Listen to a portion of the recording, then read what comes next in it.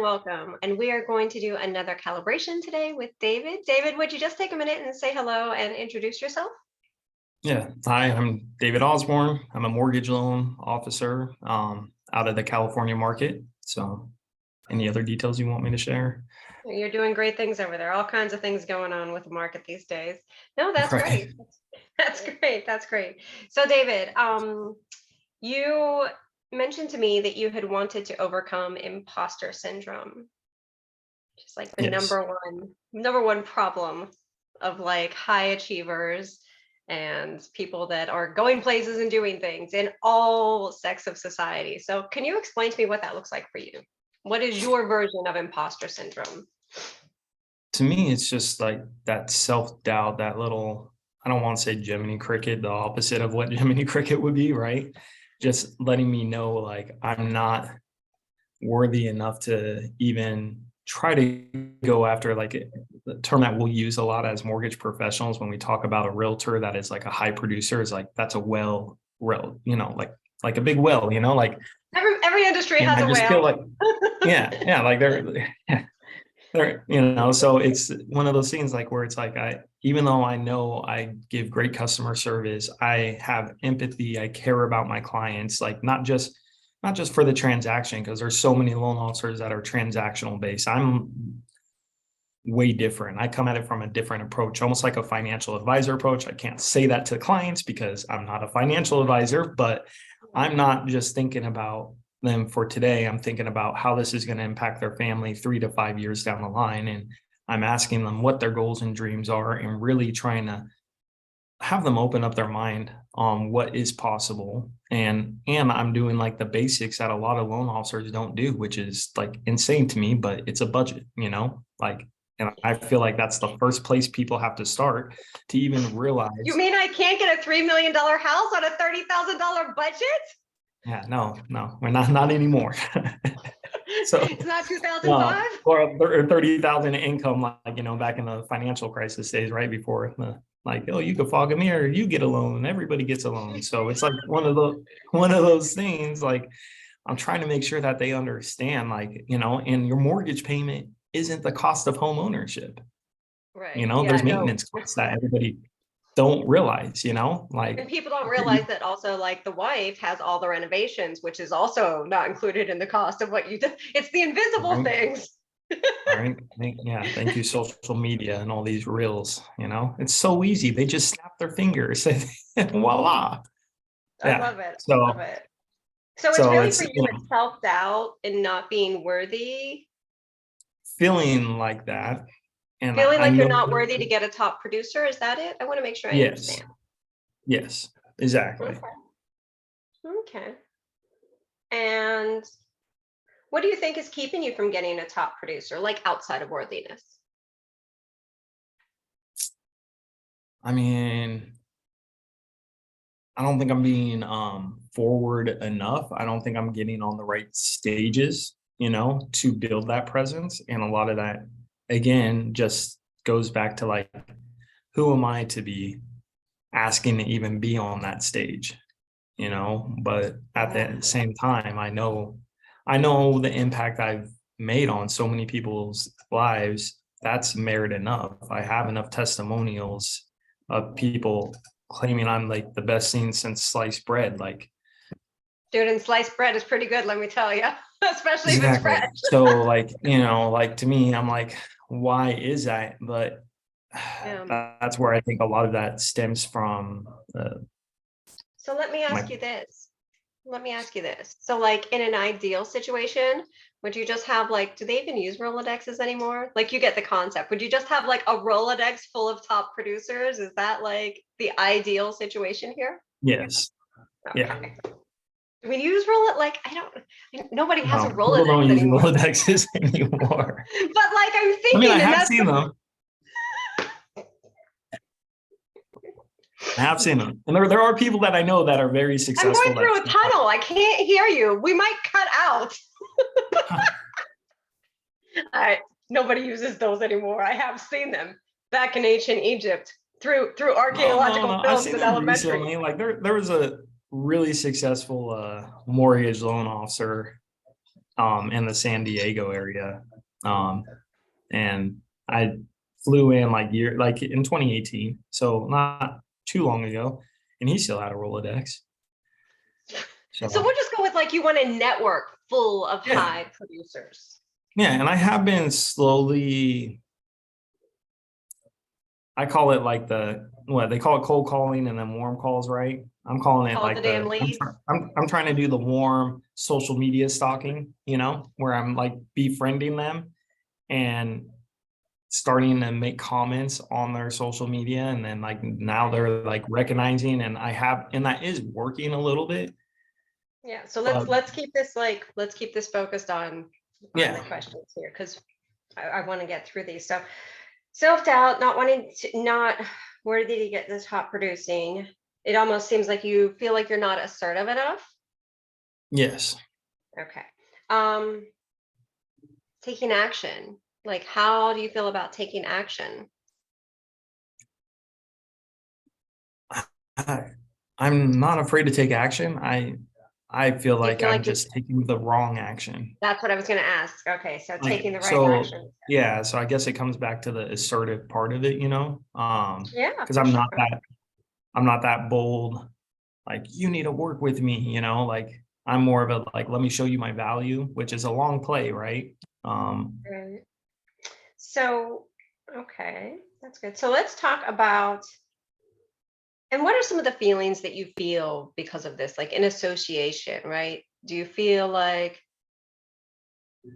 do you feel like you're fighting an uphill battle? Do you feel like things are needlessly difficult? Do you feel like you're staying at status quo or you can't get I ahead? feel Like, like I'm staying at status quo, and that my business is an uphill battle because there's always going to be fallout, because just like loan officers, realtors are always going to go for that shiny object syndrome, which in a lot of cases is like marketing. mhm, And one thing like that is like my core value is I'm not going to throw money at somebody just to have a what if. Like, I need it to be vetted out. Like, there has to be a return on investment. And a lot of loan officers, I mean, not now, but like in the past, because it's a tight market for a lot of people, that was their solution. I'm gonna give you money for marketing, and no, you make data driven decisions. I totally get that. yeah. Yeah, So that's good. So you feel like you're staying at status quo, it's an uphill battle. What's your ultimate dream? Like, where do you ultimately want this to be? I mean, I've always told myself like I wanted to be able to close loans in all 50 states, just because I think I think like everybody talks about the how cool the world is. I'm like, we live in a pretty cool country by itself. So like that, and being able to be partnered with like realtors that are like business partners that have the same core values Hmm. and are faith based and really want to be those educators in their markets to really advise people on how to make the best financial decision, because real estate, one, it like nobody can argue that's the best way for building generational wealth. For Um, sure. not not just because of tax benefits, but like so. So I just Well, let's just stay focused on the ultimate yeah. dream here. So I guess it would be like, so to me, like if I'm like thinking like it's like 250 loans, being able to close loans in all 50 states, and probably like realistically to do that, I only have to have like a dream 25 of Right. like, How far away are you from that? well, huh? How Well, far I away are you have from like the ultimate I dream of being able to close 50 loans in 50 states? so On a scale of 1 to 10. Like, let's say like 1 is I'm like probably like not a even four, started. on You're 4? like a Okay, four cool. right now. Yeah, that's great. Okay. I like it. I like it. Okay. And now let's move to how you're going to feel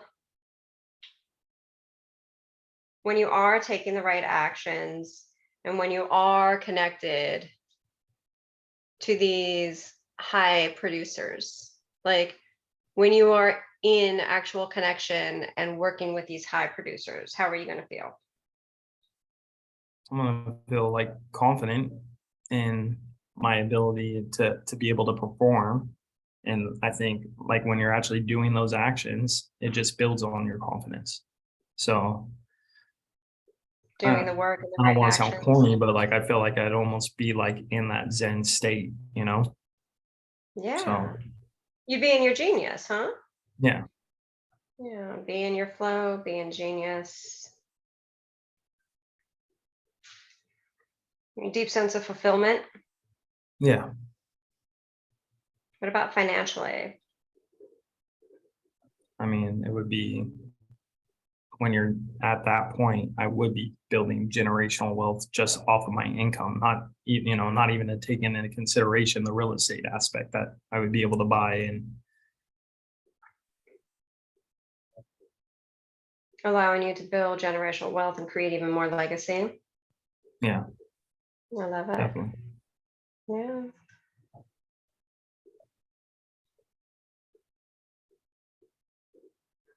I'm just taking notes here. All right. I think you would feel a deep sense of power too, would you not? Yeah, Would you be more respected? yeah, definitely. I feel like I have a lot of respect by people that know me and know like my work ethic, like even in the community. But that's where it's like, when it comes to like a not well realtor, like I have no problem like reaching out to them, but I know those are not the people I need to focus my time on. And I've been Yeah, told nobody's this. fishing for minnows to feed a Yeah, family, right? yeah, Right. Yeah. So I have no doubt. Look, you have a very warm heart. You're a very wonderful human. I'm enjoying just talking to you. You seem very open and lovely. And I'm sure you love being called lovely, but okay.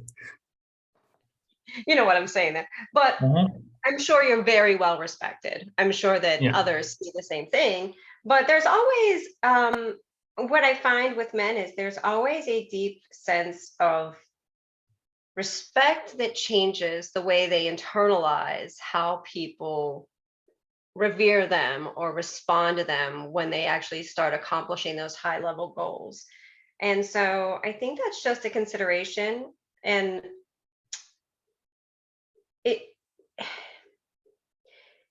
it's just like a very small slight change where they're just like you're respected, but you're even looked up to more. Like, and there's even more status around who you are, right? yeah. No, I Yeah. think So every man like wants to be respected. Doesn't absolutely. matter if it's in business, personal, because it literally bleeds into your confidence. It bleeds into like your Identity. your your identity, your purpose of feeling like you're providing. And then it Yeah. doesn't like a lot of people just think of financially like money, but you know, Mm. to me, a true man is also a leader. So Yeah. So is you would have looking, even more leadership qualities, wouldn't you? yeah, yeah, Yeah. definitely. Um, I feel like you would even be more well known and um recognized in your own industry and niche. Like you would be the go-to for like Yeah.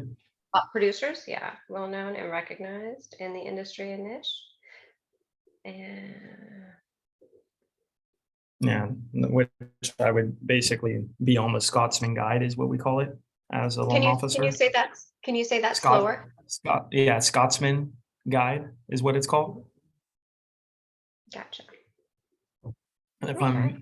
if I'm being honest with myself, the competitive side of me is like, I don't want to just be in the Scotsman guide. I want to be in the top 50 of the Okay. Scotsman guide. And Love it. that's the top 1% of loan originators in the country. Okay.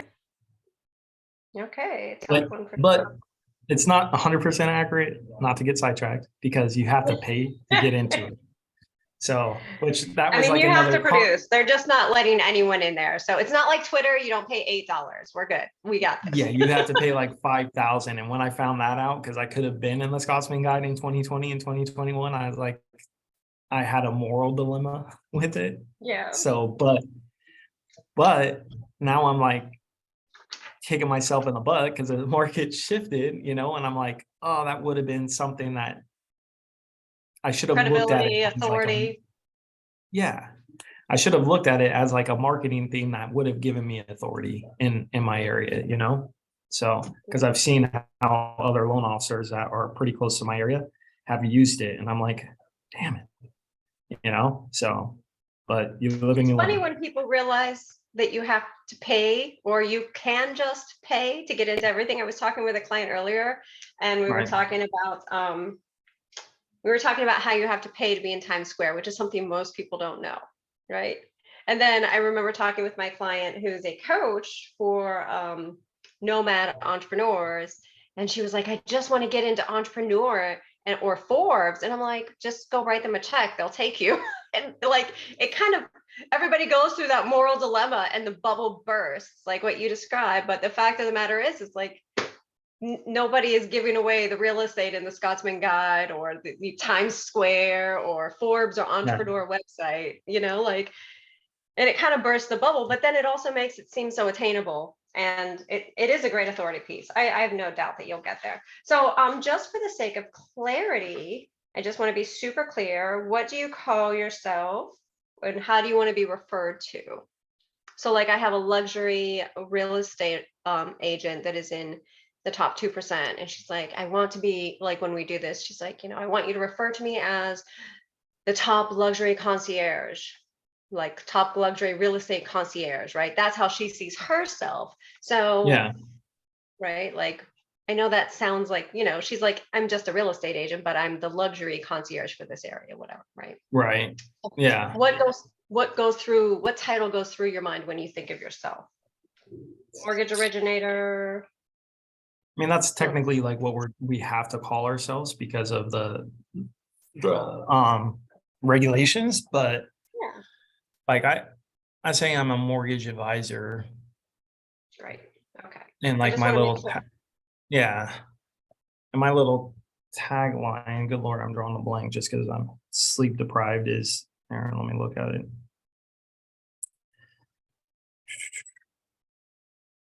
Helping you manage debt responsibly is like what I have like on all my socials. Mhm. But like where my passion, I would say, would be if like we're trying to like really narrow the niche is like veterans. So No, no, no, no, no. This is all no, about you, okay, not okay, about all the right, business idea. okay, Right. So what happens is when you do hypnosis, if I want to make sure that I'm talking about you in the way that you talk about yourself when you have your own self-talk or how you envision or see yourself, right? Because if you okay, call yourself cool. a mortgage, like I would assume I can call you a mortgage advisor and a mortgage Yeah, originator, and your mind is going to accept both of those. But if all of a sudden I called you a tax auditor, you would be like, what the fuck is she talking about? Like, yeah, where did that fucking okay, where did that come from, right? So like, yeah, she doesn't want to be called an agent. She wants to be called a concierge because she's got that white glove treatment and she's got the team and the things, right? So right, cool. that's how she self-identifies. That's all it is. So I appreciate that. So a couple last questions and we're almost done with this part. If you had to guess what part of your life, like what, there's these moments or these things that we usually associate it to, right? Associating the imposter syndrome to, or the moment this happened. If you had to like point a finger to that moment, what do you think it would be? What do you think brought this on?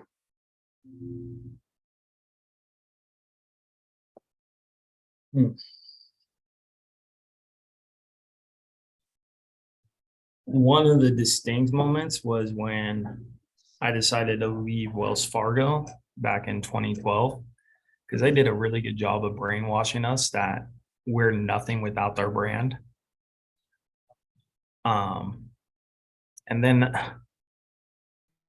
it happened again in 2017 when I left another organization that I helped really build to Umpqua Bank, because they literally threatened me with like lawsuits and everything like that instead of handling it professionally, even though I did everything by the book.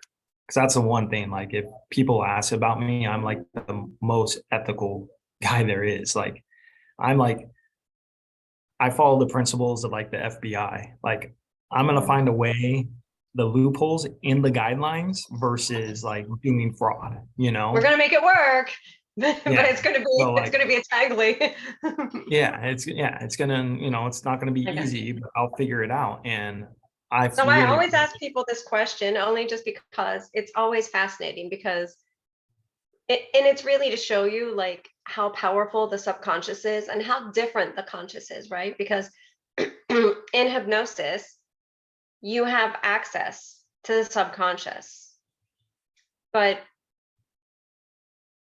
the gatekeeper, obviously the ego, is the conscious. So like I'm asking you right now, like I'm asking you from your own ego and your own consciousness, what do you think this is? And I've never had anyone answer it right. I think you might actually be close though, right? Because that could, like, if you tell someone enough, they're nothing without you, right? But it's going to be very interesting because in a few minutes you're going to see exactly what did it, right? So I always just yeah. ask that to get an idea. And I'm interested because I also kind of feel like it's my wife, just with how she's treated That me over the years. absolutely, absolutely, it could be possible. I actually just did one of these with a woman, and her husband had told her she was a failure, like the same time he asked for a divorce, and she lost her job. Come to find out, it wasn't even that moment, didn't even show up, but that's what she equated it to. So that's what like her conscious was responding from. But it could be anything. We don't know. We'll know in a few minutes. So have you ever been hypnotized before? No, kind of, yeah, freaking out about it a little bit, but You're freaking out about it? Oh oh, man, you that never just know. breaks my Like heart. I feel like your subconscious can be a dark place. Is like where where I've like been like, I'm like, Yeah. then like, So you're well, freaking out a little bit. Okay. So look, but I'm so also this is not in a good place right now too. So like I feel like I'm in a dark place as it is, So I'm like, great, what am I gonna say? so look, here's the great thing. If you say anything that's too uncomfortable, we have great editors on my team. So there's that. And Yeah, if but you I say want I anything, want to I want to see what I say, like the raw oh, okay, version, yeah, yeah, yeah. But also like don't hold yourself back from saying anything because we do have editors and everything is like editable. And Yeah. also like there is nothing that you can say that I have not already heard. And I just can't even begin to tell you some of the I promise you nothing you can say could be that outrageous. I've heard a lot of Yeah. outrageous things, and I can just tell by talking to you and this in the subject matter, it's not going to be that bad. So like please relax. And here's the thing. You are fully aware in consciousness and you have all the control. And I will show you that and I will guide you through the process so you feel safe and comfortable. And I hope that just talking to me, you feel like at ease with that and like Yeah. I'm warm and welcoming. So Yeah. No, definitely. No, all I right. don't have any bad vibes off of you at all. It's just my own stuff. So Absolutely, absolutely. I mean, I might be a little, yeah, I was probably a little nervous. I was more excited. So, excitement and and I am nervous. I am excited too, for Yeah, sure. go I do do it. want to see what I say. Just because it to me, I'm like, well shit, maybe this is gonna like give me a ton of clarity, Oh, on you're gonna get clarity. yeah, well no, I know, I know. But I'm saying like the internal battle, we all have it. Just like we have a spiritual battle within us, nobody wants to acknowledge it, but I'm sorry, we're all human, like we have our Yes, good thoughts and our bad thoughts. there's It's just always like, the inner turmoil, the inner conflict, the yeah, inner like fight for which way we're gonna go that day. Absolutely, I get it. All right, so we're gonna begin, and I'm just gonna make sure I have I'm going to take notes while we do this. You're going to hear papers flipping. You're going to hear me drinking coffee because I talk and talk and talk and talk a lot. So that's the sound of my metal straw in the glass. So all these noises are made to make you feel comfortable before you go into hypnosis. And so to move into the space, I'm just going to ask you to take a couple of deep breaths and relax. Just let go of all your thoughts with your eyes open, please. Thank you. Just a couple deep breaths, just like, I'm letting go, I'm relaxing. Letting the nervousness go. Yeah, that's good. Letting the excitement simmer down. And I'm going to ask you to just bring your eyes to follow this pen. And I'm doing this simply because I want to bring your eyes to follow this pen, not as part of the hypnosis process, but I want to bring your energy down. So you're just going to look from side to side a couple of times. And you may feel like you need to yawn. And if you do, that's okay. But this is just going to help bring your nervousness down or your excitement down. There we go. That's great. Are you a little calmer? Yes. Isn't that crazy how easily that works?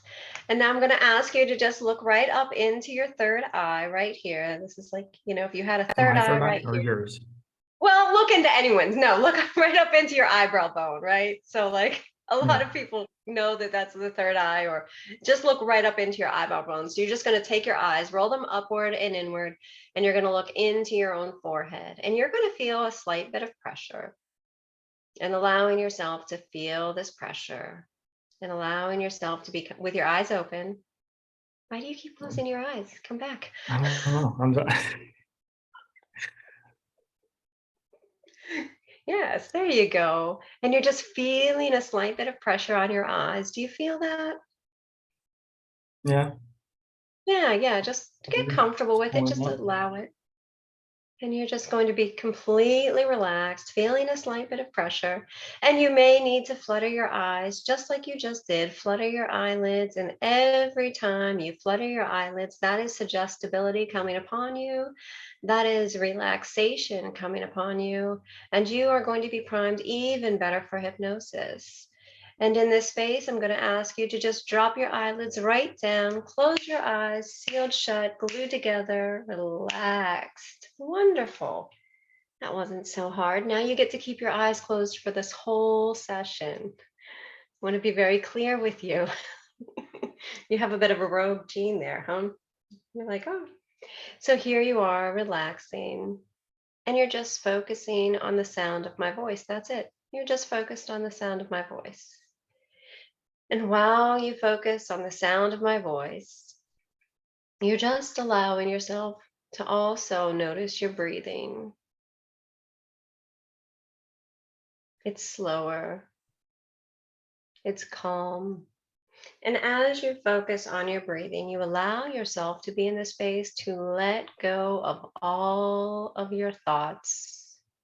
Let go of all of your cares. Allow yourself to just be in this exact moment. And as you focus deeper and deeper on the sound of my voice, it gets easier and easier to relax. Pardon me. It gets easier and easier to focus. And little by little, you start shutting out the rest of the world, emptying your mind. And in this space, I'm going to count you down from 10 to 1. And at 1, you will be fully and deeply relaxed, completely suggestible, and in a space to allow yourself to access your subconscious. And in this space, you will be completely safe and comfortable. And as you let go and let loose, as you relax, as you listen to my voice at 10, dropping deeper and deeper, deeper down, allowing yourself to feel complete peace, complete peace, complete peace. Letting all of the muscles in your neck let loose, let go, and release. Letting all of the muscles in your shoulders let go, let loose, and release. Letting all of the muscles in your back let go, let loose, and release. In your jaw, letting it release, relaxing, letting go of tension at 9. And in this space, dropping down, drifting down, going deeper, deeper still. You are in the space of calm mind, calm body. And every time I say calm mind, calm body, you allow yourself to become more calm. Your energy slows down, your thoughts slow down, your brainwaves slow down, allowing yourself to drop down, drift deeper, go deeper, be deeper. Calm mind, calm body, complete comfort. Allowing yourself to be completely calm at 8. Relaxed mind, relaxed body. Allowing yourself to drop deeper and deeper into relaxation. Complete relaxation is yours. And this space is very comfortable, very welcoming. You feel very cozy here. Relaxed mind, relaxed body, letting go, dropping down, drifting deeper, dropping deeper, going deeper, deeper still. At 7. As you allow yourself to drift, you feel almost as if you are floating, floating, floating, weightless, completely weightless, limitless.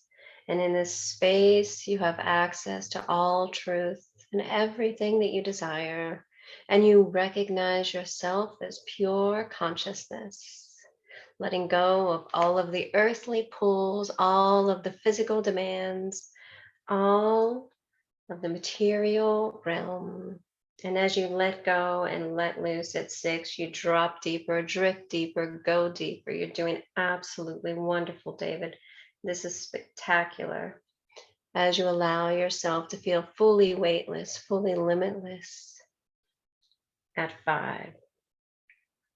And in this space, you are completely comfortable, completely safe. And you know that you are also completely in control. As much as I might say you're going to go to sleep and you're going to drift deeper, you can still hear me. And we both know you're not quite asleep. You're in a very pure space of consciousness at 4. And this is going to allow you to get the deep answers and clarity that you seek. Because when we have clarity and answers, we have the insight, the knowledge, and the power that we've been getting in our own way with. And this will unlock and change everything for you. And that's what we're here to do today at 3. As you drift deeper, drop deeper, go deeper, deeper now, 10 times deeper at 2, David. You are deeply and fully relaxed. Go 100 times deeper at 1, completely, fully, deeply relaxed. And David, this is a very comfortable space, very safe space.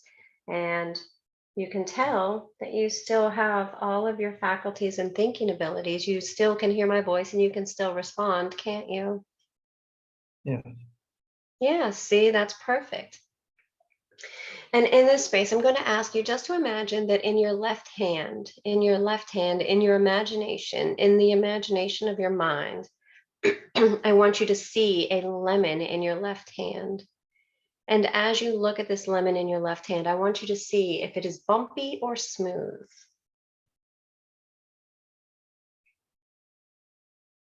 It's bumpy. It's bumpy, okay. And as you look at this lemon that is bumpy, I want you to feel whether it is cool or warm. It's cold. It's cold, perfect.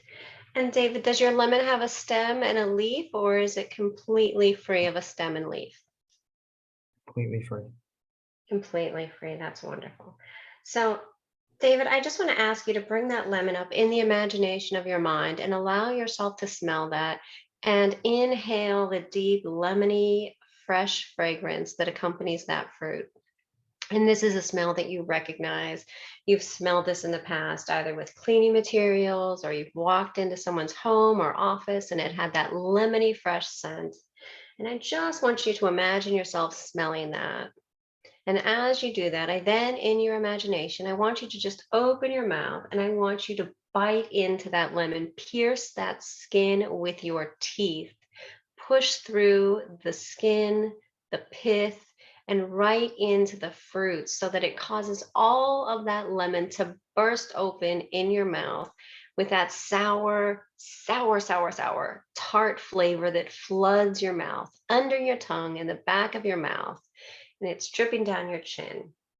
And as you imagine this, and your mouth is watering, is your mouth watering from this yet? Yes. Yes.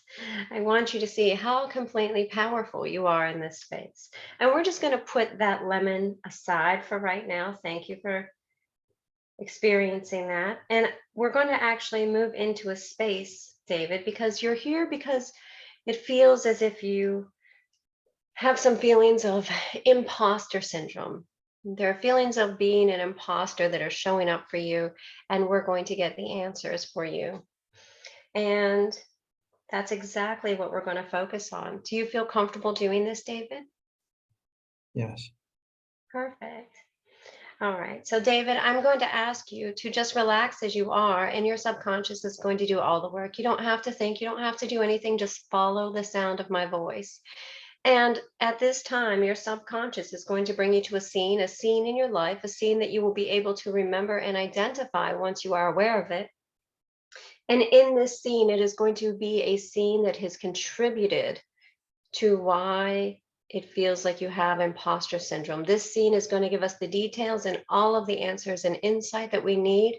I want you to drift back, go back, be there in 3, 2, 1. Be there. Be there now, David. Are you inside or outside? Inside. You're inside.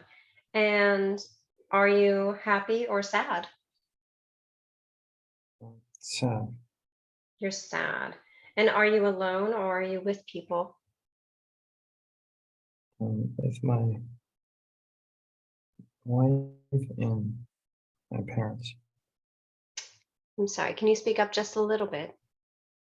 I'm with my wife and my parents. Okay, you're with your wife and your parents. And what's going on that you're sad? My dad, You're what? my dad was telling me that I made a mistake, and is when we had our first Your dad was telling you that you made a mistake when you had your first. child, because we Oh, were wow. twin parents. Yeah, so your dad was telling you you made a mistake. That's pretty terrible.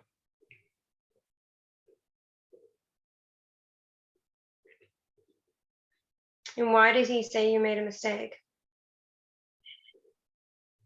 Because he said I was the one that was supposed to make something of my life, and I just fucked it all up. Wow. How old were you? 19.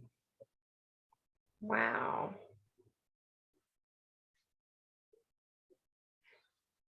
And were you happy to be having your first child? Yes. Yeah. It's an exciting time, isn't it? Yeah.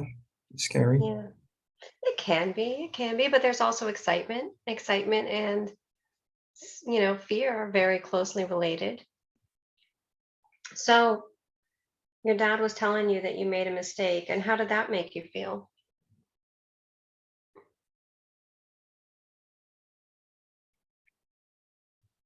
The purpose, like,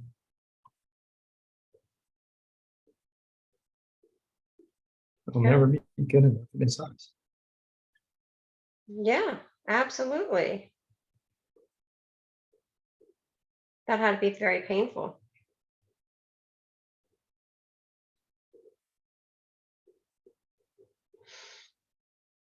And so, David, we're just reviewing this. We don't need to relive it. So if you're in the scene and reliving it, just step right out and view the scene as if it's happening in front of you. Can you do that for me?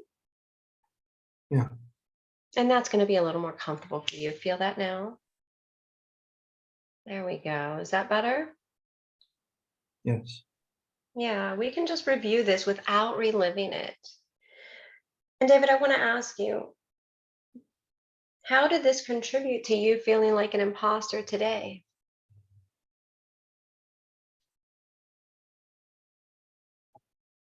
Does it make sense how it happened? Yes. I Yeah. feel like I'm always second guessing if I'm doing the right thing, doing enough. Yeah. And you're always second guessing because at 19 you had someone tell you that you fucked your life up, huh? Yeah. Right. But clearly, you've had a great level of success. Yes. And you've gone on to have a couple of more children. And Yes. life is much better than when you were 19, is it not? Yes, it is. Yes.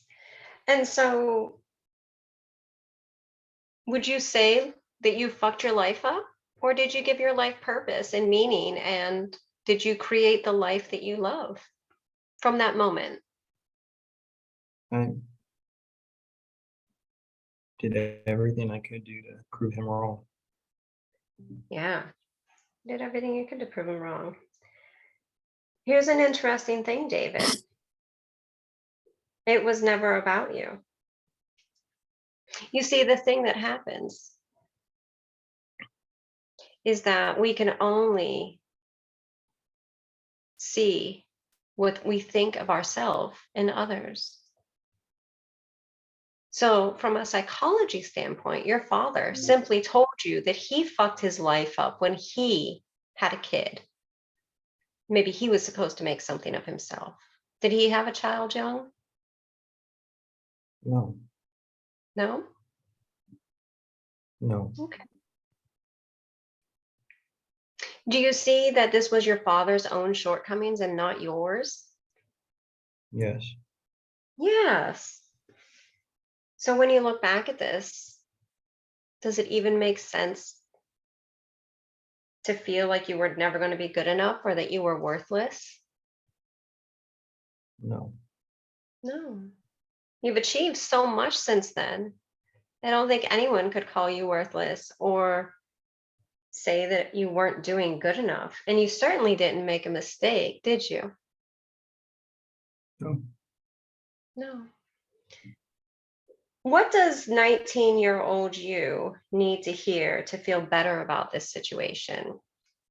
I want you to say whatever 19-year-old you has to hear or know from David of today with all of your wisdom and all of the things that you know now. Can you impart that to 19-year-old you?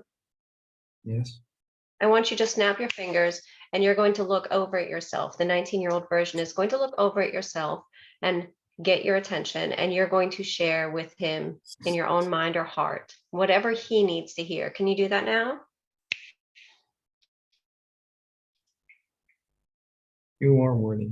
You don't need to stress yourself about proving how good of a dad, how good of a husband you'll be to anybody. You know where your heart is. You know, Absolutely.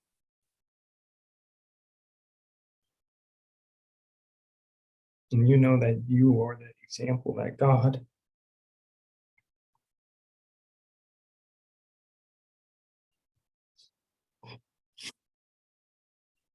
It's okay. It's okay. You can say it in your heart or your head. You don't have to say it out loud. Pointing to. You are the example. that others are going to look up to. Don't let other people dim your light.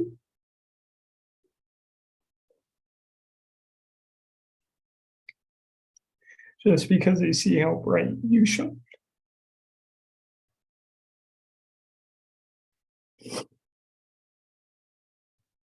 Yeah. Does younger David take that in? Yes. I want you now to turn to your father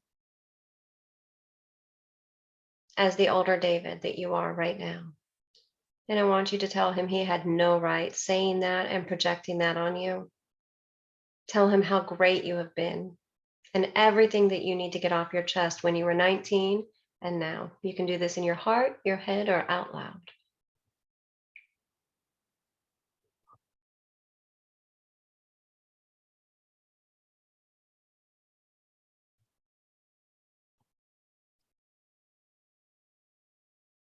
You had no right to say or treat me and my siblings the way you did.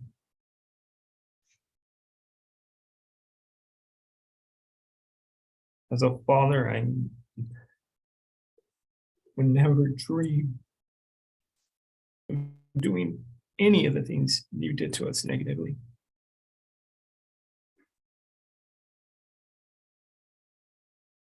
I know you had your own demons, but so do I.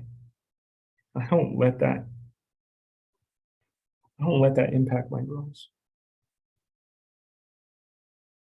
I just wish you would have worked on yourself so you could have been better for me, my siblings, my daughters, and mom.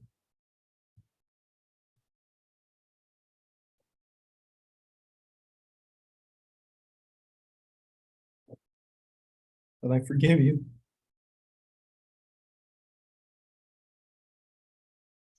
Because I don't want it to destroy me anymore.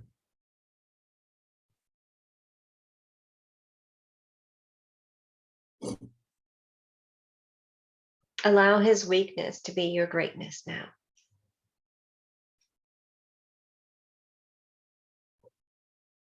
Just feel that and take that in. You've already made something of yourself. You've already become more. Just take that weakness and allow it to be transformed into your greatness. Do you feel that? Yes. Good, good. I think we have everything we need from this scene. Do you feel better here? Yes. Perfect.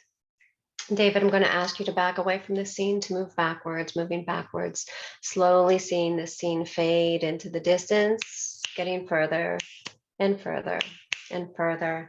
And I want you to come back to center. I want you to now allow yourself to drift deeper, go back into a space and point of time and memory, something you may or may not remember. And your subconscious will take you to the exact next space that is contributing to you feeling like you are an imposter in your world and what you are doing and striving to achieve. And you will be there in 3, 2, 1. Be there now, David. Is it daytime or nighttime? I'm not sure. I'm inside. That's okay. You're inside? Yes. Okay. And do you recognize where you are inside? Yes. Perfect. And are you happy or sad? I'm confused. You're confused. That's okay. What are you confused about?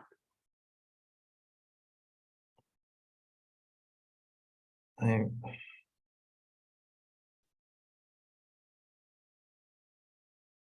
just gave my notice at my work. Okay, you just gave your notice at your work. What work was this? It's Wells Fargo. Okay. All right, so you just gave your notice at Wells Fargo and you're feeling a little confused. Why is that? because I know I'm doing the right thing. But Okay, I'm second guessing. Is this a common pattern for you to second guess yourself? Yes. Okay, that makes sense. You're just following your patterns there. Yes. And so are you starting to drop into fear in this scene?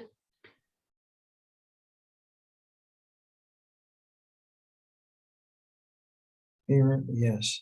The unknown and Fear of the failure. unknown.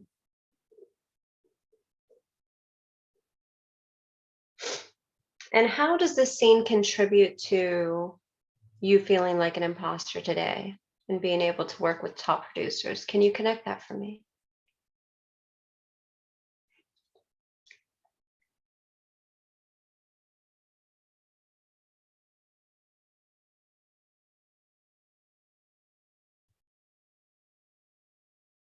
I think it has to do with the lack of confidence. Lack of confidence. Okay. But you were very successful at Wells Fargo, weren't you? Yes. And you were also recognized while you were there, were you not? Yes. I mean, I'm a little confused. Does it make sense that you would have a lack of confidence?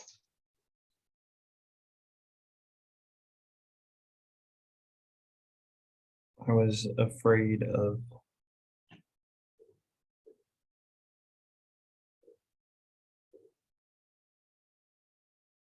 going out on my own. Ah, okay. So I think that being afraid of the unknown is one of the most common fears. It's also one of the most irrational fears, isn't it? Yes. And David, you wake up every day and you don't know what the hell is going to happen in your day, do you? Like you hope you know what happens, but in all honesty, you truly don't, do you? No. No. And you've managed to be a very resourceful man, a very accomplished man, a very well respected and even celebrated and professionally recognized man. Isn't that right? Yes.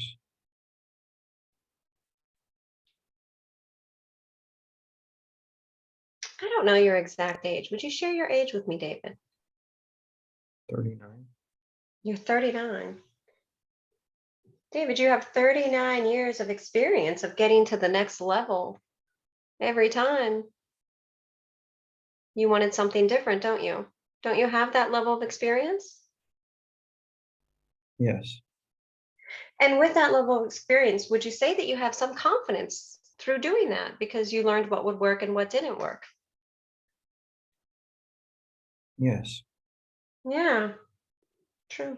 And David, I don't really know so much about you because we've only just met, but I've formed a couple of opinions about you.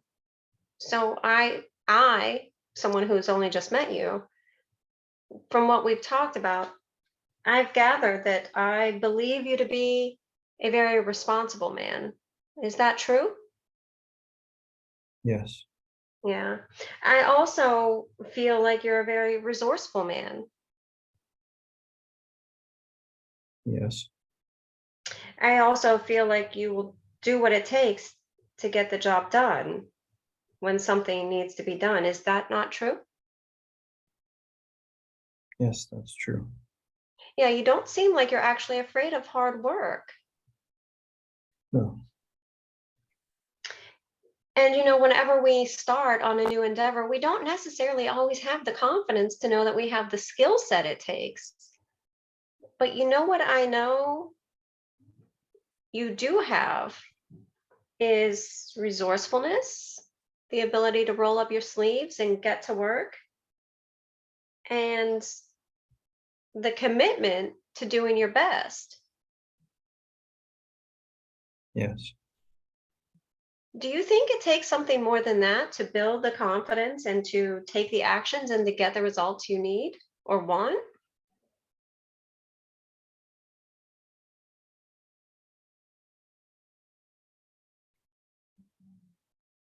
I, I think so. I Tell me. think I need to be bolder. You think you need to be bolder? Okay. All right. So you need you lack the confidence to be more bold. Is that true? Is that what you mean? Yes. Okay.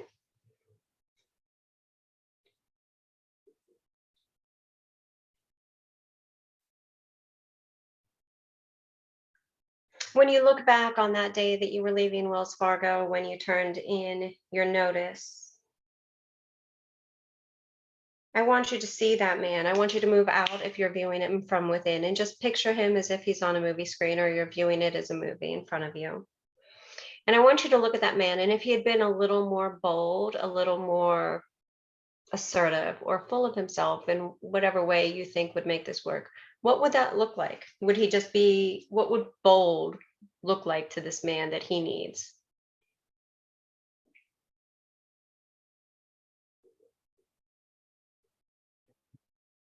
I would have stood my ground more Ah, and they begged and pleaded me to stay. And while I still gave my notice on Valentine's Day as a gift to my wife, promising her that our world would be better, I still caved. I gave them 30 days. I mean, that's not normal. It's not you would have been more how it's consecrated in handled. your, yeah, you would have been more consecrated in your own decisions. Is that true? I would have been more bold. I would have stuck to my guns. Good, good. Okay. All right. Yes. Perfect. Perfect. And so, can you look at this scene and see that while you might not have known what to have done then, you've certainly learned a lot and you know what to do now, don't you? Yes. And when you see the fruits of your actions of not being bold enough, of not standing your ground, of not doing what's best and right for you and following your own heart, you see that it's not serving you. And so in the future, would you be more centered to taking Yes. different actions to be more bold in the future? Would you be able to do that viewing this scene? Yes. Perfect. So do you think you've learned everything from this scene that you need to? Yes. Perfect. I want you to just have a conversation with that, David. I want you to snap your fingers, get right in front of him. He'll focus on you. And I want you to tell him whatever he needs to hear to get that boldness within himself.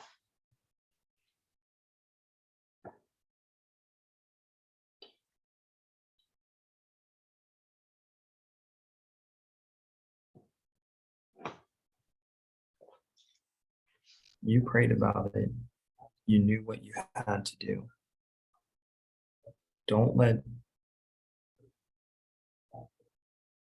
don't let their lack of planning dictate or interrupt what you're trying to accomplish in your life,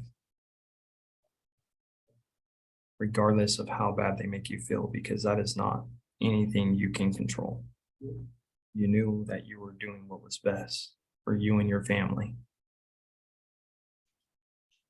to gain back your family. And you are going to be blessed with two beautiful girls after because you won't be as stressed.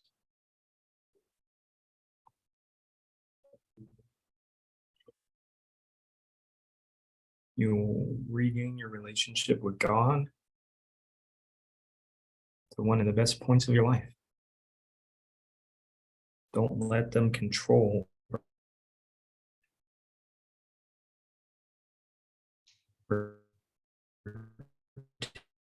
take anything more from you than you knew what you had to do.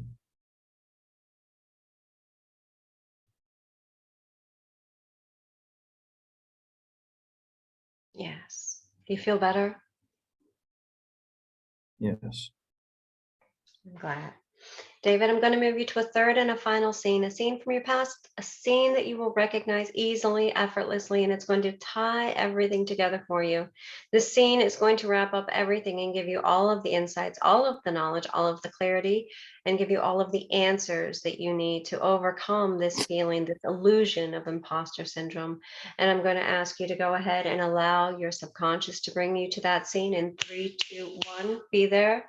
Be there now. David, is it inside or outside that you are? It's inside. You're inside. And do you recognize this scene? Yes. I'm at my old office. Old office. And are you happy or sad? I'm sad and angry. You're sad and angry. And what old office is this? Can you be more clear for me? It's my cross-country office. Cross-country office. Okay. And what has you sad and angry?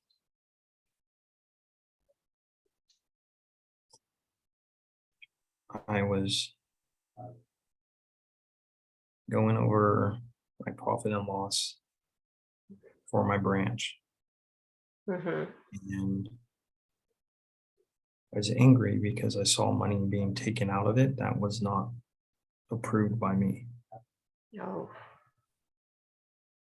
And I was sad because I knew, even though I loved the team that we were building and everything like that, I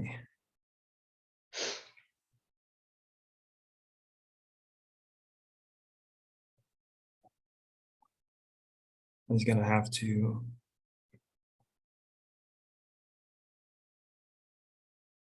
either live by my core values or not.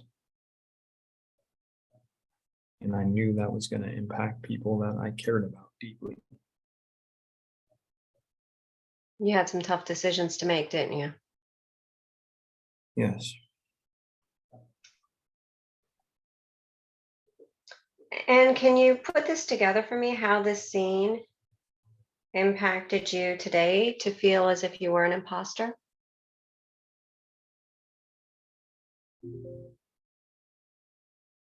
It,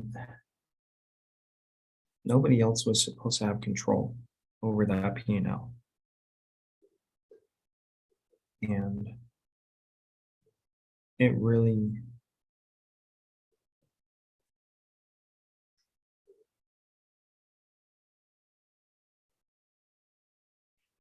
shattered my confidence. Yeah. Because I had talked with this individual that took the money out before about not to do that ever again. And this was the third time he's done it.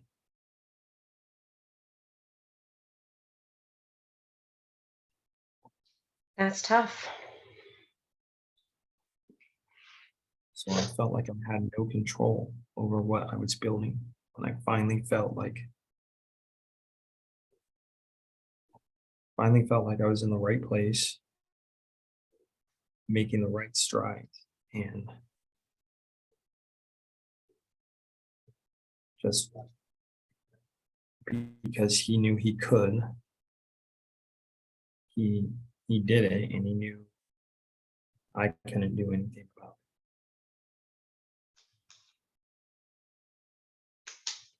Well, that is certainly enough to shake someone's confidence and even hurt their heart.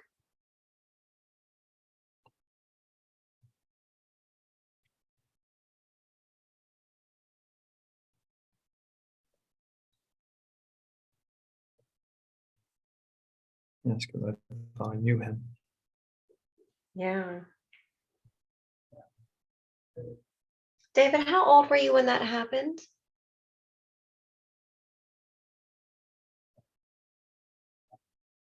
I just turned 34. 34.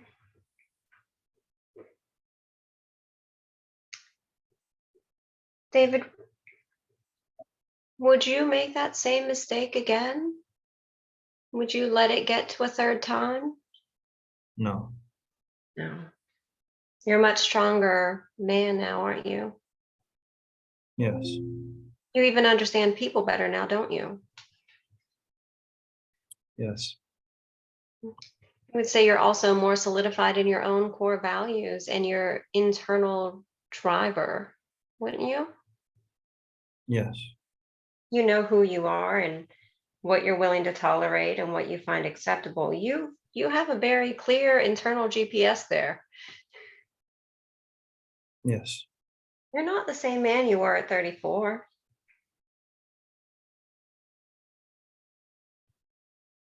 Unfortunately, this person that you're talking about, I'm pretty sure their life isn't exponentially better, but yours is. You've continued to create success and to grow from that experience. In fact, that experience was a great gift to you, wasn't it?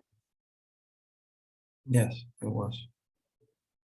I would say that's exactly what you need to know when you're working with people if you want to grow to be able to write mortgages in all 50 states.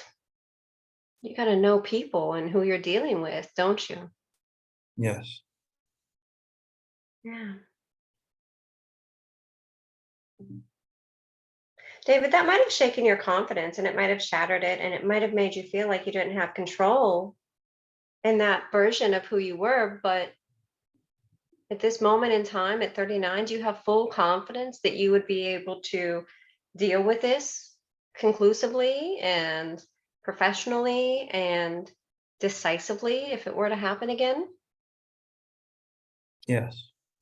And do you feel like if you even saw the markers or saw the signs, that you would take proactive steps and to ensure that your business and that your life and your career and the people you care about and love weren't impacted?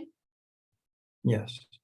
Would you protect your team at all costs from this person disrupting a team that you're building? Yes. So is it easy to see how in hindsight you're not that person and this is no longer something that you need to be burdened with or concerned with, that you've clearly grown past it 100 times over? Yes. Yeah. Do you feel better? Yeah. I want you to just take a minute and I want you to just tell David of 34 how this is not going to be a problem in the future and where y'all both are going together so he can get a glimpse of that. Would you do that for me? Yes.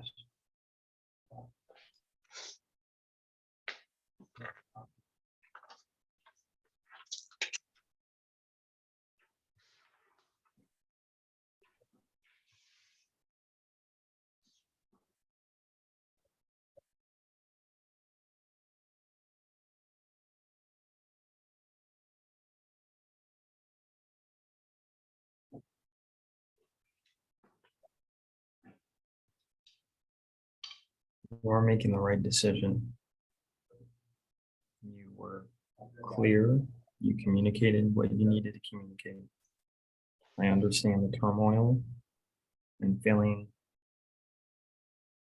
like every time you take a step forward, something is impacting you on taking another 1 to 2 to 3 steps back, but that's just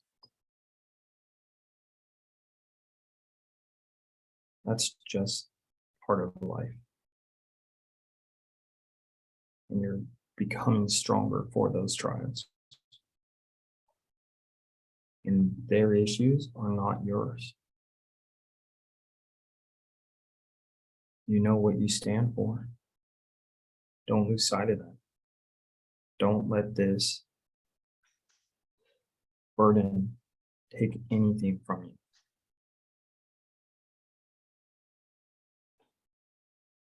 Good.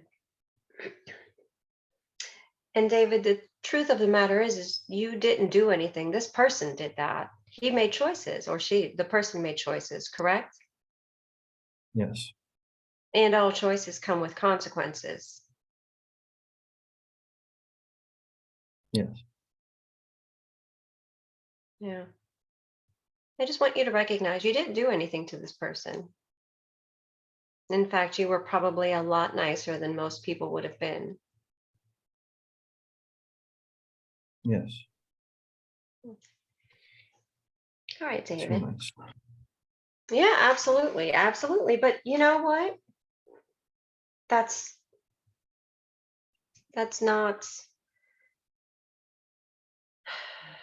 that's not necessarily an Achilles heel. Being a man of God doesn't really mean that you can be too much when you're in the right heart space and you're making those guided decisions.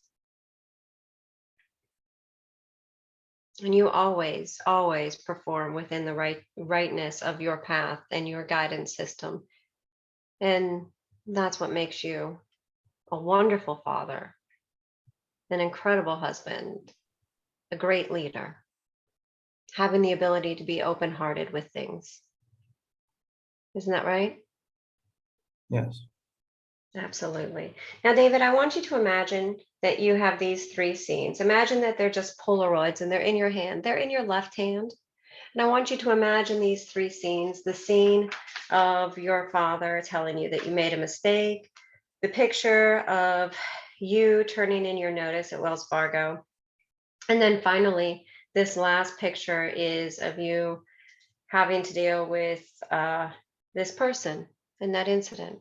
All three of these scenes, all three of these Polaroid pictures, they tell a story when you put them all together. And they tell a story that tells us exactly why you're experiencing the self doubt and the feelings of being an imposter.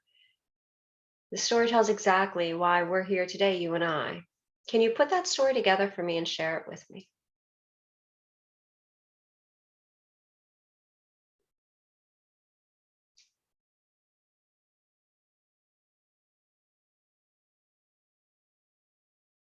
It has to do with letting too many people. Can you say that once more?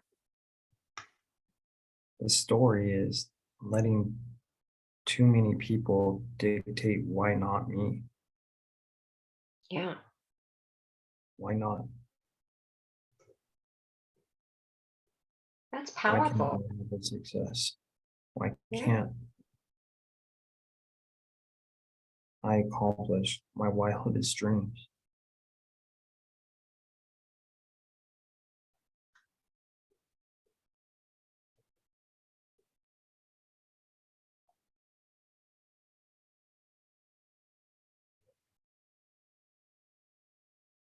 That's a very powerful way to see this. Do you feel like you finally have truth and clarity, all the clarity you need and all the answers you need around this? Yes. Do you feel much more powerful? Feel, Say that again. feel at peace. You feel at peace. Peace is power, right? Absolute peace is pure power because you're not bothered by anything. You're not moved by anything. You're in your own presence, your own truth. Isn't that right? Yes. Yes. Do you see any space in which you could even be an imposter? Do you see any reason to have self-doubt now that you've examined? No. No, no, it's all gone so clearly. It's not who you are. It's not your identity. It's not in your energy. David, I'm going to go ahead and I'm going to just stop this recording for a moment. I'm going to prepare a few notes about your calibration. Before we do that, I just want to ask if you're completely comfortable. Yes, I am. And has this been a space that you can feel safe and answer? And do you feel like there was even anything to be nervous about? No. No, that's wonderful. I'm just going to pause the recording. I want you to just stay in trance, just stay relaxed where you are. This won't be long, okay?